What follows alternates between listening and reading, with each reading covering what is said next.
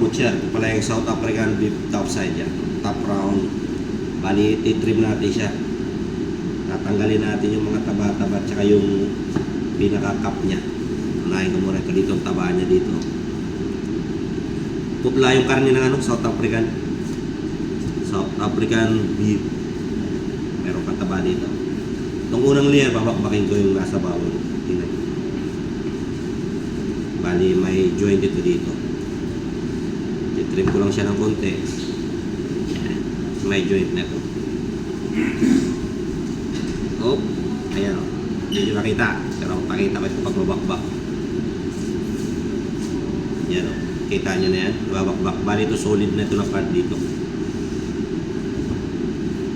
Ito yung pinaka, ano niya. Hindi ko alam mo tawag ito. Top round ba o ano. Bali ito solid na ito siya. Yan. Kamaya pakita ko sa inyo yung loob. Kunting trim ko muna. Ito, ram? Beef ram yan pare. Puro beef ram tayo. Ito, ram? Lahat yan. Isahin mo na lang para isang production. Lahat ito ram, ha? Isang production na lang pare. Lagyan mo na ng sticker.